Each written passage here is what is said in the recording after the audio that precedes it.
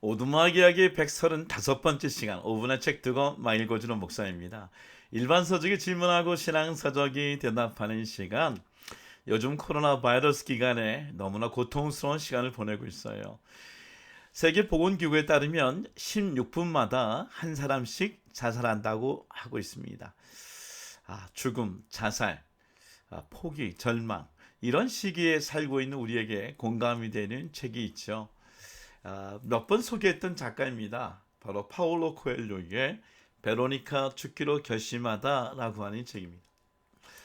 베로니카 이 여인은 책이 시작하자마자 자살하는 장면이 나와요. 수면제를 4통을 준비하여 그것을 먹고 자살하는 상황인데 자살하는 이유가 굉장히 좀 공감하기 어려운 부분이 있을 수 있어요. 페이지 17페이지. 첫 번째 이유, 그녀의 삶은 이제 모든 것이 너무 뻔했다. 두 번째 이유, 보다 철학적인 것이다. 신문과 텔레비전을 통해 그녀는 세상에서 어떤 일들이 벌어지고 있는지 알고 있었다. 모든 것이 점점 나빠지고 있었다. 참 자신의 인생을 두고 또 세계에 갖고 있는 아주 변화될 수 없는 세상을 보고 오늘날 같은 시대죠. 자신이 갖고 있는 처지가 너무 힘들고 코로나 바이러스에 있는 상황은 자기가 그것을 변화시킬 수 없는 어떤 터닝 포인트 될 수 있는 상황이 아니니까 자살하게 되는데 자살하고 나서 사실 실패가 돼서 깨어난 곳이 지옥보다 못한 24페이지 빌레트라고 하는 정신병원 수용소에 수감이 됩니다. 자, 이곳에 가서 정신병동에 들어간 것이 아니라 사실은 또 다른 불행이 닥쳐옵니다. 페이지 45페이지 보면 자살하는 것은 자기 자신의 결정에 의하여 주어진 거지만 그로 인하여 심장에 이상이 생기고 심실의 회저라고 하는 신체 조직의 일부가 썩어 기능을 잃는 병을 얻게 됩니다. 46페이지. 그러면서 주어진 시간은 뭐냐? 일주일 정도 뒤면은 당신의 심장 이상으로 죽게 된다라고 얘기합니다. 흥미로운 것이 있어요. 페이지 48페이지. 밤이 되자 그녀는 겁이 나기 시작했다. 약을 먹고 자기도 모르는 사이에 숨이 끊어지는 것과 할 수 있는 모든 일을 해본 뒤 죽음을 기다리며 닷새나 한 주를 보내야 하는 것은 완전히 별개의 문제다. 그러니까 자신이 죽고자 했던 자살에 대한 부분은 죽을 수 있을 것 같은데 병으로 인하여 진단받은 시한부 인생이 너무 고통스러운 거예요. 그러니까 수용소 뒤에 일주일 뒤면 자신은 죽게 되지만 그걸 못 참아서 수용소에 있는 약을 구하러 그리고 약으로 자살하려고 하는 내용들이 쭉 깔려 있어요. 물론 여기에는 반전이 계속해서 반전이 일어나죠. 최고의 반전이 뭡니까? 그 병동에서요, 사실은 잃어버렸던 옛날에 피아니스트가 되고 싶었던 꿈이 있었는데 피아노를 발견하고 연주하기 시작합니다. 연주하다가 연주를 보게 되는 한 남자와 함께 또 사랑에 빠져요. 그래서 어떤 게 생깁니까? 살고자 하는 생각이 나게 되는 거예요. 와, 굉장히 재밌게 얘기가 진행이 되죠. 살고자 하는 꿈이 생깁니다. 그리고 결국 278페이지 보니까 더 놀라운 일이 생겨요. 베로니카 자신만 살고자 하는 생각이 생긴 것이 아니라 정신병원 수용소에 들어왔던 세 인물 제드카, 마리아, 에두아르라고 하는 아까 피아노 연주를 봤던 사람들에게 변화가 생겨요.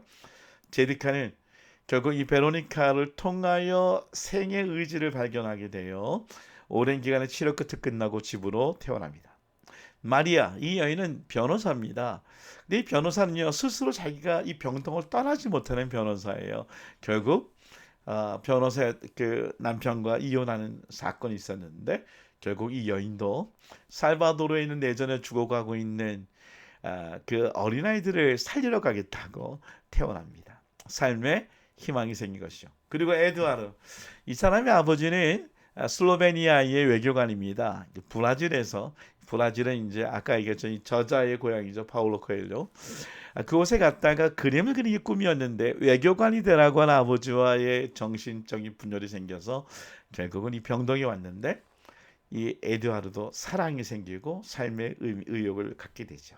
결국 베로니카가 자기가 죽어도 이 병원에서 탈출해서 그래서 마지막에 생을 그렇게 보내고 싶다는 얘기를 듣고 여기 에드와르가 함께 탈출하게 됩니다. 그리고 아주 재미있는 시간을 보내고 마지막 290호에 이렇게 끝납니다. 베로니카는 에두아르의 품에 바짝 다가갔다. 그리고 자신이 믿지 않는 하나님에게 자신을 이대로 데려가 달라고 빌었다. 그녀는 눈을 감았다. 그 역시 눈을 감는 걸 느낄 수 있었다. 그리고 잠이 꿈없는 깊은 잠이 찾아들었다. 죽음은 달콤했다. 죽음에선 포도주 향이 났다. 죽음이 그녀의 머리카락을 쓰다듬었다. 슬픔과 고통스러워 이렇게 끝나는 것 같은 마음의 아쉬움이 있었어요. 근데 한두 장을 더 읽어보니까 이런 사건이 있습니다. 그것은 뭐냐? 294페이지에 보니까 여기 정신병동의 의사였던 이고르 박사가 젊은 나이에 자살하고 온 베로니카를 어떤 측은지심이 생긴 것이죠. 그래서 그는 거짓말을 하게 됩니다. 사실 심장에 이상이 있는 것이 아니라 도리어 약을 줘서 심장에 뭔가 좀 이렇게 통증을 느끼는 작동을 하게 하여 그리고 뭘 하느냐? 보통 이런 자살한 사람들에게 유일한 처방인 삶의 자각을 설명하기 위하여 삶의 자각을 깨어나기 위하여 그렇게 시한부 인상이라는 것으로 밀어넣은 것이었습니다. 294페이지 멋있지 않습니까? 결국은 어떻게 됩니까? 이 베로니카는 죽지 않습니다. 페이지 297페이지. 여자가 몸을 뒤척이고는 눈을 떴다. 무슨 일이야? 베로니카가 물었다. 아무것도 아니야. 아니, 기적이야. 하루를 또 살 수 있어. 에드와르가 일어서며 대답했다. 베로니카는 이제는 자기가 주어진 삶이 덤으로 주어진 삶이라고 생각하고 하루하루 감사하며 삶의 의미를 느끼고 살아가는 인생을 살게 된 것이죠. 한 의사의 가지고 있는 뭐라 그럴까요? 그 의술, 의술 한 사람을 사랑하는 생명에 대한 사랑 때문에 여러분 사실 아까 말씀드린 것처럼 이 죽음이라고 하는 자살이라는 이슈는 굉장히 코로나 바이러스 기간 동안에 우리가 가까이 다가와 있는데요. 여기에 대해 신앙적으로 잘 대답해 준 책이 있습니다. 골든 코넬의 교수님이시죠. 바로 캐런 A. 메이슨 교수님이 쓰신 그대 죽지 말아요라고 하는 책입니다.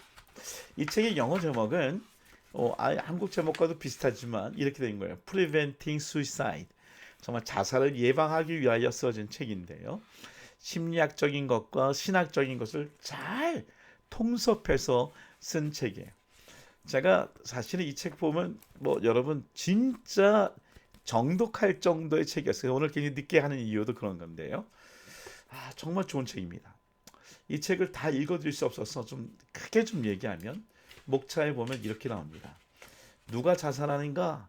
자살에 관한 그리스도인 통념 깨부수기, 자살과 기독교 신학, 자살에 관한 이론, 자살의 위험에 빠져 있는 누군가를 돕기, 자살을 시도한 생존자 돕기, 유가족 돕기, 신앙 공동체 돕기, 그러니까 이론적으로 그 실질적인 도움을 줄 수 있는 그 처방에 대하여 경험적으로 또 논리적으로 잘 정리해 준 책인 것이죠. 특별히 우리가 죄는 자살은 죄인가 아닌가에 대한 이슈도 잘 적어놓고 있어요. 자, 몇 가지 제가 감동받았던 것들을 좀 읽어드릴게요. 자, 이렇게 읽어드릴까요? 자살에 대한 얘기를 하면서 그런 얘기를 합니다. 자살은 더 이상 범죄가 아니다. 그게 무슨 말이냐면 10세기 초까지만 해도 영국, 10세기뿐입니다. 사실 18세, 19세기까지도 이 자살을 영국, 프랑스, 미국에서 범죄로 취급한 적이 있었습니다. 범죄예요. 그러니까 한 번 죽는 것도 그것도 자살인데 이 범죄니까 두 번 죽게 만들어요. 그 율법의 법이 아주 그 뭐라 그럴까요? 굉장히 엄격했던 것 중에 하나죠. 자살이라는 것을. 그리고 크리스찬들이 이 자살이 어떻게 되게 생각하는가? 제가 다 읽어드릴 수 없어서 몇 가지 포인트만 읽어드릴게요. 13페이지. 그리스도인도 죽음과 자살을 깊이 생각한다. 잘 들어보세요. 이 책은 사실은 자살의 이 죄다라고 하는 입장의 신학적인 것도 쓰고 자살은 죄가 아니다라는 신학적 입장도 잘 균형 있게 썼어요. 물론 이 보면 골든 코넬의 신학교에 갖고 있는 신학적인 배경처럼 자살은 죄라고 얘기를 뒤에 이렇게 은연중에 얘기를 하지만 굉장히 균형적으로 얘기하고 있어요. 자, 그리스도인도 죽음과 자살을 깊이 생각한다. 구약은 하나님과 친밀한 관계였지만 죽기를 바랐던 사람들을 기록하고 있다. 예를 들면 욥, 모세, 엘리야, 그리고 요나. 그들은 다 자살하려고 충동을 느꼈던 인물들이죠. 그때 하나님께서 자살을 막게 하셨지만 페이지 101페이지 101페이지입니다. 왜 근데 사람들은 크리스찬들이 왜 지옥에 간다는 것을 우리가 전통적으로 알고 있는데 왜 자살하는가? 여기에 잘 표현해 주는 것이 있어요. 현재 경험하는 지옥과도 같은 마음 상태가 그들이 두려워하는 그 어떤 외적인 지옥보다 더 끔찍하기 때문이다. 그러니까 자살한 사람에게는 너무 정죄하기가 어렵다는 거예요. 그러니까 죽어서 지옥을 간다 할지라도 지금 현재 살고 있는 지옥이 너무 고통스럽기 때문에 그래서 자살한다라고 얘기합니다. 107페이지. 자살은 죄인가? 죄가 아니란 견해를 얘기하고 죄라는 견해를 얘기하는데 제가 공감하는 보네퍼의 얘기를 읽어드립니다. 보네퍼는 성경이 자살에 대해 침묵하는 것이 자살을 인정하는 것은 아니라고 주장했다. 그 보네퍼가 이렇게 이론적으로만 얘기하는 거 아니잖아요. 그래서 이런 얘기예요. 보네퍼의 얘기를 이렇게 얘기합니다. 보네퍼는 111페이지 다음과 같이 말한다. 살아계신 하나님께서 존재하시기 때문에 자살은 비난받아 마땅하다. 불신의 죄. 불신은 선한 일 혹은 나쁜 일에 살아계신 하나님을 고려하지 않는다. 자살이 바로 그런 죄다. 그는 옥중 시절 초기에 종이 조각에 다음과 같이 썼다. 자살 죄책감 때문이 아니다. 나는 사실상 이미 죽었기 때문이다. 그의 종결 그것이 전부다. 자신의 절망에도 불구하고 보네퍼는 스스로 목숨을 끊지 않았다. 아까 이것처럼 여기에는 죄는 자살이 아니다라는 의견도 있지만 저는 제가 개인적으로 보네퍼를 좋아하는지 모르겠지만 오늘 보네퍼 입장을 저는 오늘 선택하려고 합니다.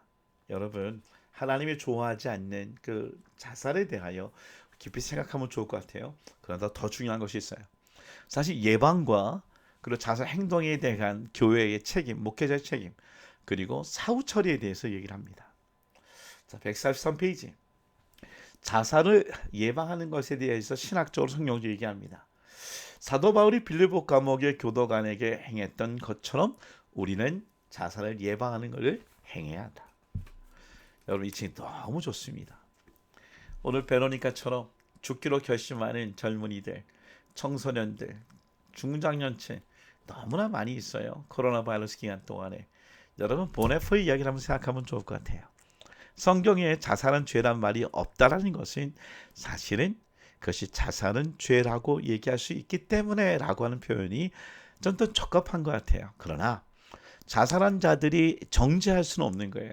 그러니까 이 죽어서 지옥에 간다고 하는 것까지 알면서도 참 그런 가정을 머리에 두고 있어도 이 죽을 수밖에 없는 것은 지금 사는 것이 너무나 지옥 같은 상황이기 때문에 교회와 크리스찬들이 할 역할이 있습니다.